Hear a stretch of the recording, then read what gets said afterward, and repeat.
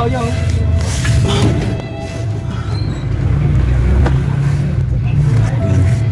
Ganito ang ginagawa ko dito. Mahirap naman kung taasan ko patong gusto yung jack. Mahirapan tayong matanggal. Mas nakanaaday kasi pagka ganito.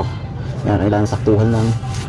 Siyempre, safety purposes, hindi dapat kalimutan na yan. Hanggang ganyan lang yung lagay ko. Kaya hindi na yan basta dudulas kasi meron din isang jack na nakaalalay.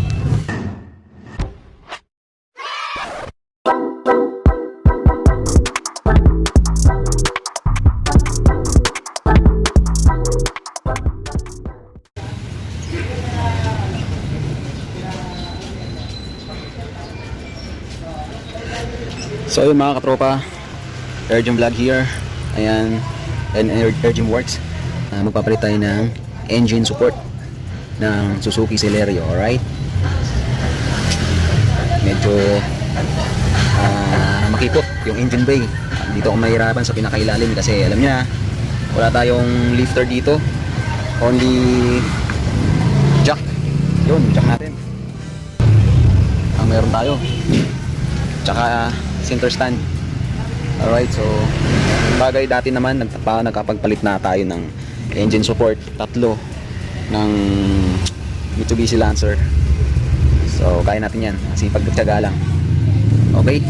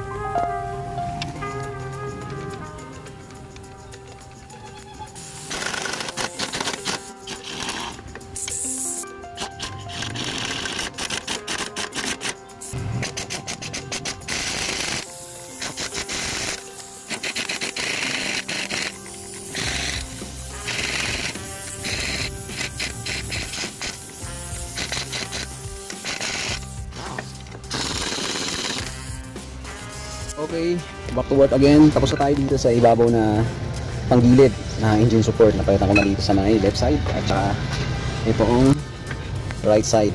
Ayan. So napalitan ko na to. Ang susunod naman natin is yung center na engine support. So, ito yung part na mahirap. Dito natin dito. Ayan. Yun. Ayan. Ang labas ng tornilyo na yan, yung dalawang yan. Yung last natin tatanggalin yung engine support na yun sa ilalim. Ayan, medyo mahihirapan tayo dyan. Kaya tayo ng safety purposes. Dalawang center stand, kaliwat kanan. Ayun. Tsaka itong jack. So gagapang tayo sa ilalim para matanggal natin yung center engine support. Ayan. Ito yung pinakaayaw kong trabaho kapag dating sa ganito kasi wala tayong lifter guys. So kaya tiyagaan muna ako. Titingnan natin kung kakayanin to. Lalim mo.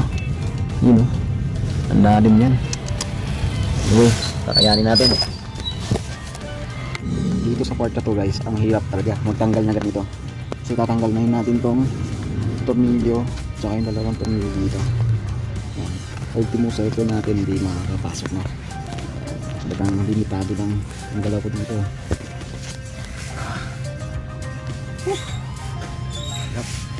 Ayun pa ba lang?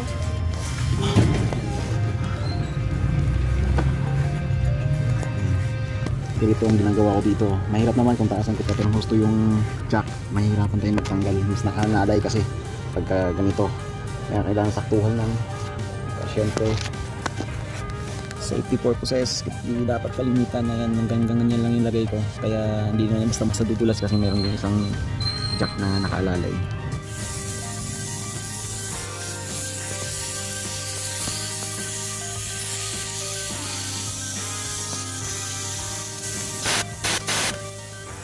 Last natin ay kakabit dun sa center engine support sa ilalim, no? So ito yung bago, yan. Tatlo itong iba, yung dalawa kabilaan. So sa ilalim naman tayo. Dadalhin natin sa ilalim. Yan.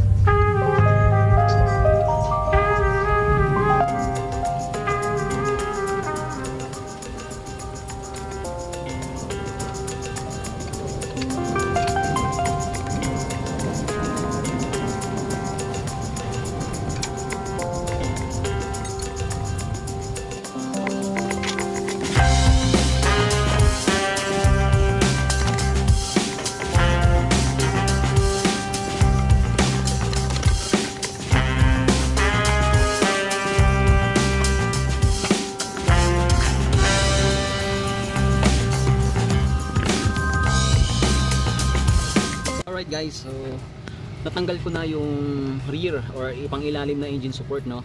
Yung nakalagay dito. Ayan. So obligadong tatanggalin or luluwagan tong cross member. Itong cross member na to, yung bakal na to, may 4 na 19 tornilyo yan dito. Ayan, ito dito. At saka ito sa ilalim. Ayan, tinanggal ko na. So ito yung mga tornilyo niya. Yan, isa. Yung isa. Dalawa. Ayan. So talagang mahirap talaga siya tanggalin kapag lalo na wala tayong lifter. Ayan. So ang ginawa ko naman, niluwagan ko lang bahagya. Ayan. Hindi naman siya malalaglag kasi nakakapit man naman itong rack and pinion. Pero niluwagan rin natin yung rack and pinion. Okay, punta tayo dito.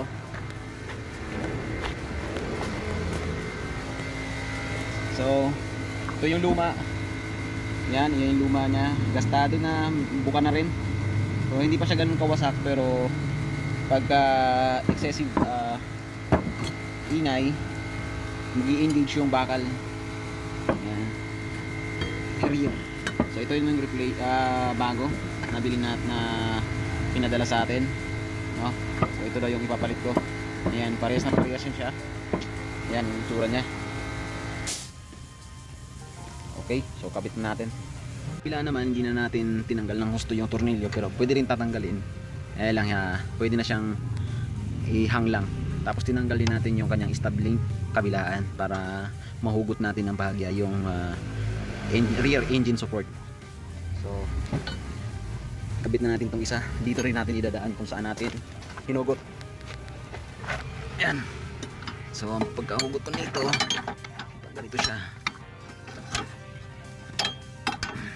Medyo kahirapan lang. Ayan. So ipipilit lang natin. Yan. Okay, so ganyan po yung tayo niya. Ayan. Alright, so huhugutin pa natin yan ulit. Hugutin, i-align. So guys, pinaandar na natin yung Suzuki Celerio. Ayan, bago na tong engine support sa may kaliwang side, sa ilalim ng baterya. May balik na rin natin. Ganun sa may right side. Ayan. So smooth yung andar niya. Wala na yung ticking sound. Yung parang nag-uubugan ng kaldero. Ayan. So ayos. Kailangan talaga pag nagpalit tayo ng engine support, kailangan sabay. Isang sentro sa ilalim at saka yung kaliwat kanan. Alright, ingay. So bago ko pinalitan to, pinay-start ko muna. So parang may nag-uumbugan na bakal sa bakal. So bukas road test naman natin to. Alright. So kapit ko na lang.